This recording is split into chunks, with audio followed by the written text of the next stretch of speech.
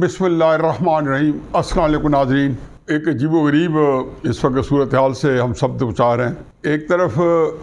جو ہے حکومت کہہ لیں یا حکومت کے پیچھے جو مختلف فورسز ہیں یا عوامل ہیں، وہ تحریک انصاف کے اوپر ان کا کریک ڈاؤن جو ہے بلا کسی توقف کے اور بغیر کسی سکم کے ایک غیر متزلزل طریقے سے وہ جاری و ساری ہے، تو اسی وقت ہی عدالتوں کی طرف سے بھی ان کو ریلیف مل رہا ہے۔ میرے خیال میں یہ اچھا سائن ہے، کیونکہ ہماری عدالتوں کو اگر کوئی ان کا اینگل نہیں ہے تو ایک تھوڑا سا جو ہے ایک صورتحال ایسی ہے کہ ایڈوانٹیج جو ہے اگر طریقے صاحب کو تھوڑا چلا بھی جائے مذائقہ نہیں ہے، لیکن اسے یہ تاثر نہ پھیلے جو عدالتیں جو پھیلا رہی ہیں کہ مقدمات ہی غلط قائم کیے گئے ہیں۔ چنانچہ جب آج یاسمین راشد صاحبہ کا کل بیل ہوئی تو آج آئی جی پنجاب صاحب نے برائٹلی بہت ہی بالکل ٹھیک کہا کہ جی ان کے خلاف ہم جائیں گے، کیونکہ ہمارے پاس بڑے شواہد ہیں۔ ویسے تو اگر کوئی واقعی سنگین نوعیت کے نہیں ہے کوئی ثبوت، تو یاسمین راشد جیسے لوگ جن کا میں پہلے بھی کہہ چکا ہوں کہ جن کی عمر کم و پیش میرا خیال میں 75 سال ہوگی یا 74 سال ہوگی، یا شاید تھوڑی 1-2 سال کم ہو یا زیادہ ہو، اور پھر وہ کینسر سروائیور ہیں، بڑی 2-3 سال پہلے تو بیچاری بہت ہی شدید کیمیو لیبس کا جب دوبارہ کرانی پڑے، تو یہ ایک جس کو کہنا چاہیے کہ آپ صحت کے زندگی کے آخری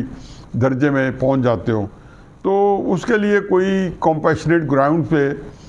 اگر کوئی زیادہ سنگین نوعیت کے نہیں ہے تو ایسے لوگوں کو تو رہا کر دینا چاہیے یا ان کے خلاف خام خواہ ایک سٹینڈ نہیں لینا چاہیے۔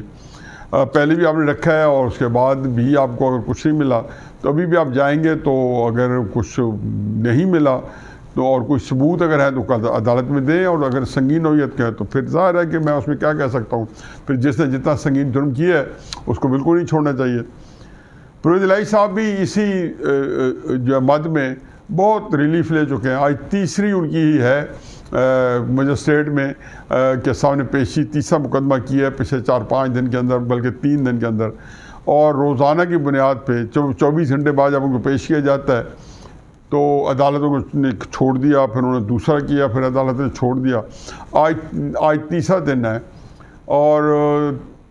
ڈیوٹی مجسٹریٹ جو ہیں، جو بھی ہوں گے ڈیوٹی پہ، سول جج ہوں گے یا کوئی اس سے سینئر ہوں گے،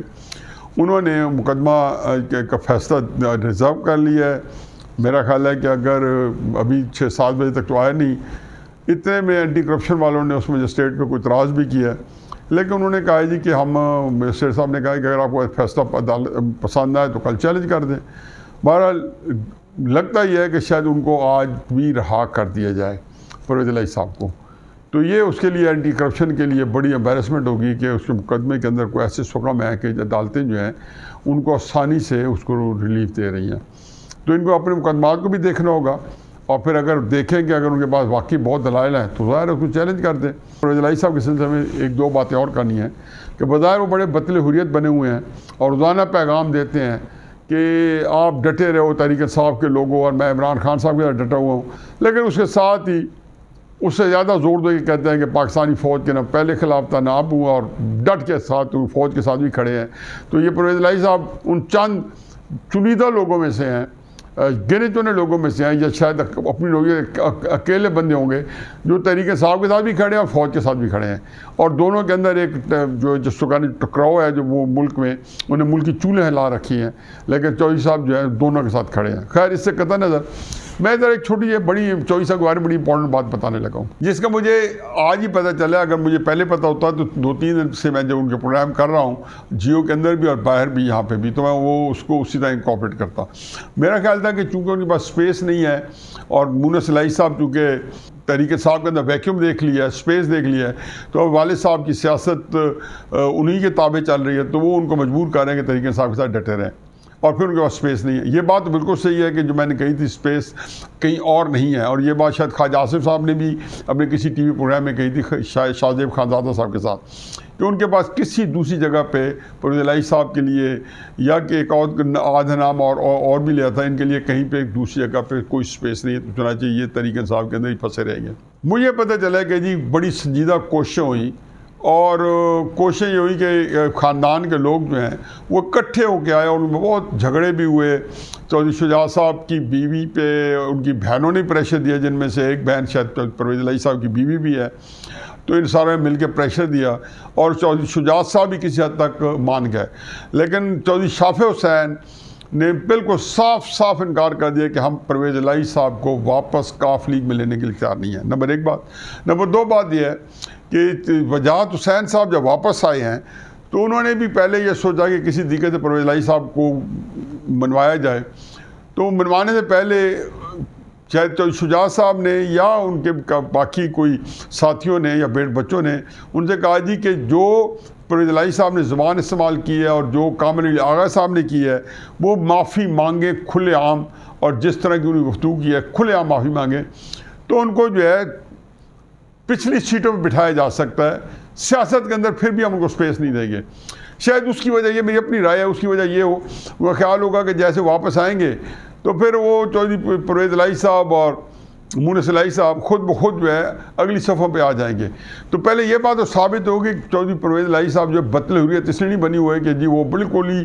جو ہے تحریک انصاف ان کو پسند آ گئی ہے اور آئیڈیلزم کے طور پر ہے. وہ ہم نے دیکھا ہے پچھلے 3-4 سال دوران کی بات نہیں ہے کہ انہوں نے عمران خان صاحب کو، عمران خان صاحب نے ان کے بارے میں کیا تصور کیا کہ پرویز الہی پنجاب کے پاکستان کے سب سے بڑے ڈاکو تھے. اور پھر پرویز الہی صاحب، یہ ایک بات میں نے کوٹ کیا اور بے شمار باتیں عمران خان صاحب کی جو میں بھی ذاتی طور پہ جانتا تھا کہ وہ کہتے تھے کہ میں نے چمٹے سے بھی ان کو نہیں اٹھانا. یہ بات تو وہ اکثر کہا کرتے تھے کہ یہ اتنے لوگ کرپٹ لوگ ہیں کہ نواز شریف وغیرہ ان کے سامنے اشر شیر ہی نہیں ہے. یہ عمران خان صاحب نے ایسی محفل میں باتیں کی جو کہ پرویز الہی صاحب کو بھی پہنچتی رہی اور زمانے میں انہوں نے کہا جی میں نے چودھری برادران کو چمٹے سے بھی نہیں اٹھانا. خیر پرویز الہی صاحب کو کچھ کہتے رہے اور پچھلے 3-4 سال میں اس سے پہلے بھی وہ اتنا تضحیک آمیز طریقے سے، جبکہ وہ حکومت میں شامل بھی تھے، خود اسپیکر تھے اور اوپر وفاق کے اندر ان کی مدد سے ہی عمران خان صاحب کی حکومت قائم تھی، لیکن نہ عمران خان صاحب ان کو کوئی عزت دینے پر تیار تھے نہ چودھری پرویز الہی صاحب عزت دینے پر تیار تھے. چنانچہ آخر میں یہ ہوا کہ شامل ہونے سے 3-4 دن پہلے انہوں نے ایک ٹی وی انٹرویو دیا جس میں کہا جی کہ یہ اسٹیبلشمنٹ جو ہے ان کی نیپیاں چینج کر رہی. تو انہوں نے کہا یہ اب کب تک ہم اس کی نیپیاں چینج کرتے رہیں گے؟ نیپیاں چینج کسی کی جاتی ہیں جو 1-2-2.5 سال کا 1.5 سال کا بچہ نومولود ہوتا ہے. یعنی کہ عمران خان صاحب کے اس سے زیادہ جو تضحیک آمیز ان کے اوپر کمنٹس نہیں تھے. لیکن پھر ظاہر ہے مفادات کا جہاں ٹکراؤ ہوتا ہے وہاں مفادات کی یکسانیت ہوتی ہے، اور جب مفادات مل گئے تو عمران خان صاحب کو ان کو باپ بنا لیا، پرویز الہی صاحب نے عمران خان صاحب کو باپ بنا لیا، اور پھر باجوہ صاحب کا بھی رول ہمارے سامنے. تو اس کے ساتھ اب جب یہ سارا ہوا تو انہوں نے کاف لیگ کے اوپر بھی بہت بے ایمان حملے کیے. چودھری شجاع صاحب کو انہوں نے بہت زج کیا. تو یہ وہ بیک گراؤنڈ ہے جس میں جب شافع صاحب نے پرسوں کہا اور میں نے اس کا تذکرہ بھی کیا تو بڑی اچھی انٹرسٹنگ بات کی تھی چودھری شافع حسین صاحب نے. شافع صاحب نے کہا کہ خاندانی طور پہ تو ان کو پارٹی میں لے لیں گے، یعنی کہ آ جائیں فیملی کا ممبر بن کے اندر بیٹھے لیکن ایکٹیو نہ ہو، یعنی کہ پارٹی میں پولیٹیکلی ایکٹیو نہیں ہونے دیں گے. یہ بات آج مجھے کنفرم ہوئی ہے اور انہوں نے کہا جی کہ چودھری پرویز الہی صاحب نے سنجیدہ کوشش کی ہے. چودھری وجاہت حسین صاحب نے جب اپنے بیٹے کے ساتھ دوبارہ کاف لیگ کی صفوں میں آئے ہیں تو سنجیدہ کوشش کی ہے. کامل علی آغا کو بھی کہا گیا کہ آپ معافی مانگیں، پتہ نہیں رضامند ہوئے اور آیا چودھری شجاع صاحب نے منع کر دیا کہ مجھے ان کی معافی نہیں چاہیے. بات اور اب آگے آ جائیں گے ملکی صورتحال جو کہ زیادہ گھمبیر و سنگین ہے. اس وقت تو مجھے لگ یہ رہا ہے کہ ہم کسی بند گلی کی طرف پھنسے ہوئے ہیں، بلکہ بند گلی بھی کیا کہ ایسی سنگین صورتحال کی طرف جا رہے ہیں یا ایسی کھائی میں گرنے والا پاکستان جہاں سے نکلنے کو کوئی امکان نہیں ہوگا. میں یہ بات تو پچھلے 5-6 سال سے کہہ رہا ہوں کہ جو آپ کام کرنے جا رہے ہیں، جب عمران خان صاحب کے ساتھ مل کے اور نواز شریف صاحب کی حکومت کو ہلایا گیا اور ان کی سیاست کو انڈرمائن کیا گیا، پاکستان کے اندر ایک سیاسی عدم استحکام پیدا کیا گیا. 2014 سے شروع ہوئے تھے اس کام کے لیے. اس سے پہلے زرداری صاحب کے وقت میں کچھ اٹیمپٹس ہوئی، پھر 2014 کے بعد ایک نئے نویلے کے ساتھ عمران خان صاحب کو سول ذمہ داری انہوں نے دی گئی کہ آپ ہی ان کو ہٹائیں یا آگے سے نکلیں. اب 2014 پھر 2016 میں پیناما آیا، پھر کس طریقے سے عمران خان صاحب کو پھر استعمال میں لایا گیا. تو نواز شریف صاحب کی حکومت کو سیاسی طور پہ متزلزل کیا گیا. ان سے یہ کیا کہ پاکستان کے اندر ایک ایسا سیاسی عدم استحکام پیدا ہوا کہ وہ پھر آج نیچے جا رہا ہے. عمران خان صاحب کو ہٹایا تو مزید بڑھ گیا. اور اب عمران خان صاحب نے جو کیمپین چلائی تھی اس سے مزید اس بڑھا دیا گیا. اب عمران خان صاحب کی بے خونی کے لیے، اس کو ایلیمینیٹ کرنے کے لیے جو اسٹیبلشمنٹ جو طریقہ کار استعمال کر رہی ہے، یہ تو میرا خیال ہے کہ ایسے ہی کسر پوری ہو جائے گی. میں ہمیشہ سمجھتا ہوں کہ جب کسی لیڈر کو، نواز شریف صاحب کے وقت میں میں نے درجنوں دفعہ یہ بات کہی ہے کہ جب عوام کی پذیرائی مل جائے، جب اس کے بعد رائے عامہ اس کے ساتھ ہو، جیسے کہ نواز شریف صاحب کے ساتھ تھی، اور انہوں نے 2018 سے لے کے 2021 دسمبر تک ایک الیکشن ہی ہارا تھا. اور ان کی مقبولیت میں ہمیشہ جیو کے پروگرام میں کہی، اس کا لوگ مذاق بھی اڑاتے تھے کہ نواز شریف پاکستان کی تاریخ کے مقبول ترین سیاستدان تھے. وہ یہ زیادہ اوپر کیسے نہیں آ رہے تھے کہ ان کی نہ تقریر دکھائی جا رہی تھی، نہ اس کی بات سنائی جا رہی تھی، تو ہمیں نہیں پتہ تھا. بہرحال اور یہ وقت میں لیکن الیکشن ثابت کر رہے تھے کہ جی وہ مقبول ترین سیاستدان ہیں. چنانچہ جب عمران خان صاحب آئے تو عمران خان صاحب نے جب اسٹیبلشمنٹ کو آڑے ہاتھوں لیا تو عمران خان صاحب نے سب سے زیادہ جو کام کیا، جس کے لیے باجوہ جو ہے برابر کا شریک جرم ہے، بلکہ باجوہ ہی اس پروجیکٹ کا کپتان تھا، جیسے اپنی ایکسٹینشن کے لیے عمران خان صاحب کو زندہ رکھا 6 7 8 مہینے، اسے فائدہ اٹھا کے رائے عامہ کو اسٹیبلشمنٹ کے خلاف کھڑا کر دیا. اس میں ظاہر ہے کہ موجودہ آرمی چیف جو ہے وہ بیچارے خواہ ان کے اوپر پریشر بڑھ گیا. عمران خان صاحب نے اپنی حماقتوں کی وجہ سے مطلب بلا وجہ سے اندازہ لگائیں کہ عمران خان صاحب سیاسی طور پہ کتنے نابلد ہیں، اور کتنی ان کی سوچ کے لحاظ سے یا عقل کے لحاظ سے کتنے بانج ہیں کہ ایک بندے سے کوئی تعلق نہیں ہے. باجوہ نے اس کو پیغام بھجوا دیا، فیض حمید نے کہہ دیا کہ جی عاصم منیر جو ہے نواز شریف کی چوائس ہے. اس سے دیکھیں کس سطحی سوچ کا آدمی ہے کہ جو اللہ نے کروایا، وگرنہ ہو سکتا ہے کہ اس وقت وہ عاصم منیر صاحب کے حق میں دے دیتے تو وہ نیوٹرل ہو جاتے اور یہ حاوی ہو جاتے موجودہ سیاستدانوں پہ. دیکھو یہ اللہ کا نظام ہے. میں کہتا ہوں اللہ کی تدبیر چونکہ کارگر تھی، واللہ خیر الماکرین، اللہ چونکہ سب سے بڑی تدبیر کرنے والے ہیں، تو انہوں نے پہلے سے اس کے خلاف اعلان جنگ کر دیا. جب جنرل فیصل نصیر کی بات کرتے تھے عمران خان صاحب، تو بنیادی طور پہ وہ ندیم انجم اور جنرل عاصم منیر، وہ ایک خاص کروں میں بتایا گیا کہ یہ خاص ایک گروپ ہے، 4 بندے ہیں، فلاں ہیں. ہو سکتا ہے 4 بندوں کے اندر جنرل عاصم منیر کا نام بھی پہلے ہی دے دیا ہو، باجوہ کا دے دیا ہو، اور انہوں نے فیصل نصیر صاحب کا دے دیا ہو، کوئی ایک آدھ اور دے دیا ہو. کیونکہ عمران خان صاحب جو ہے حماقتیں کرنے کے مائی باپ ہیں. لیکن اس حماقتوں کا یہ نتیجہ ملا کہ وہ اپنے آپ کو آج منہ کے بل اوندھے پڑے ہیں. خیر میرا جو اس وقت موضوع ہے وہ یہ ہے کہ عمران خان صاحب جو ہیں انہوں نے اس دوران جو کام کیا وہ یہ کیا کہ رائے عامہ کو اپنے حق میں اور اسٹیبلشمنٹ کے خلاف اکسا دیا. اسٹیبلشمنٹ جو ہے ان کے لیے ایک عمران خان صاحب جو ہے، مجھے حقیقت ہے کہ باوجود ہے کہ وہ لگتا ہی ہے کہ تحریک انصاف کو وقتی طور پر زمین بوس کر چکے ہیں. اس طریقے سے میں نے بہت پارٹیاں زمین بوس ہوتے دیکھی ہیں، عوامی لیگ سے لے کے پیپلز پارٹی 97 سے لے کے 2002 میں نواز شریف سے لے کے، لیکن کبھی اس کا کوئی فائدہ نہیں ہے. ہمارے سامنے ہے اور کئی مثالیں ہیں جو میں آپ کو بتا سکتا ہوں کہ جو چھوٹی لیول پہ ہیں، یہ کبھی بھی نہیں ہوتا. اور جب یہ حقیقت اور نہیں ہونی تو اس کا مطلب یہ ہے کہ اس کا پھر جو نتائج ہیں وہ بھیانک نکل سکتے ہیں. کہ عمران خان صاحب کو جب آپ نے اگر ایلیمینیٹ نہ کیا تو ویسے آپ کے لیے ایک درد سر ہے، اور اگر آپ نے غصے میں ایلیمینیٹ کر دیا یا اس لڑائی کو اور بڑھا لیا اور جو کوئی حل نہ ہو تو پھر کیا ہوگا؟ پھر یہ ہوگا کہ جی عمران خان صاحب جو ہیں وہ زندہ بھی رہتے ہیں تو یہ رائے عامہ اور ابھرتی جائے گی. کہ میں یہ دیکھنا چاہتا ہوں کہ عمران خان صاحب کے حامیوں میں سے جو ان کے ووٹرز ہیں، سپورٹر رہے ہیں، جنہوں نے ان کو ووٹ دیا ہوا ہے یا ان کی حمایت میں ایک لفظ کہا ہوا ہے، وہ اگر عمران خان صاحب سے پیچھے ہٹ گیا تو پھر میں سمجھوں گا کہ واقعی ان کا کوئی اثر چل رہا ہے. یہ جو ہے نا ڈرا کے ختم کرنا، یہ ان کے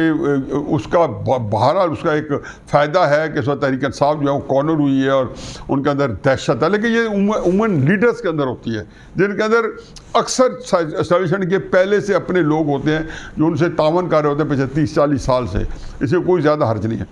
تو اس کا حل کیا ہے؟ میں اس کا حل ہمیشہ اپنے کالم میں دے رہا ہوں. میں ہمیشہ کہتا ہوں کہ میری عمران خان صاحب سے نفرت ہے یا غصہ ہے یا اس سے زیادہ کسی کا نہیں ہے. لیکن میں جب پاکستان کو دیکھتا ہوں تو عمران خان صاحب ہو یا اسٹیبلشمنٹ ہو، یہ سارے میرے لیے ہیچ ہو جاتے ہیں. میں حقیقت لکھ کے بتاتا ہوں کہ یہ ساری چیزیں پاکستان کے لیے زہر قاتل ہیں اگر عمران خان صاحب اسٹیبلشمنٹ ٹکراؤ میں جائیں.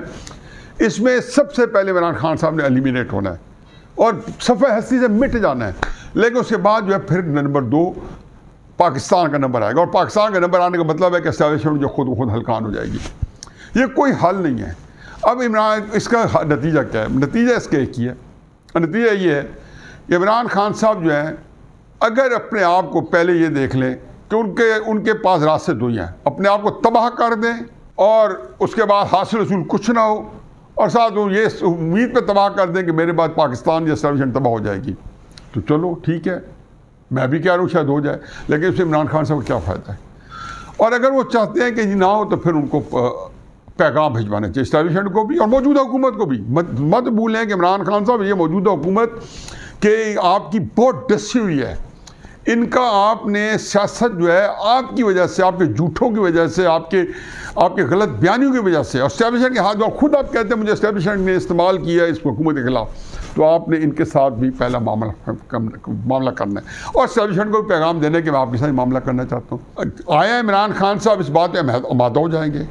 اگر عمران خان صاحب بات پہ آمادہ ہو جائیں گے تو ڈیفینیٹلی میرا خیال ہے کہ معاملہ آگے چل سکتا ہے۔ پھر اسٹیبلشمنٹ کو بھی یہ بات سمجھانی ہوگی کہ آپ عمران خان صاحب ختم کر کے آپ جو ہیں کچھ نہیں کر سکتے۔ چنانچہ موجودہ حکومت اور اسٹیبلشمنٹ سے میری بالکل مدمانہ گزارش ہے، اور سیاسی جماعتوں کے لیے خصوصاً کہ میرے ایک سیاسی جماعت کا ختم ہونا جو عمران خان کو کہتا تھا کہ مسلم یونین کا یا پیپلز پارٹی کا ختم ہونا جو ہے آپ کے لیے خطرے کی گھنٹی ہے، کیوں یہ بل واک ہے، یہ ایک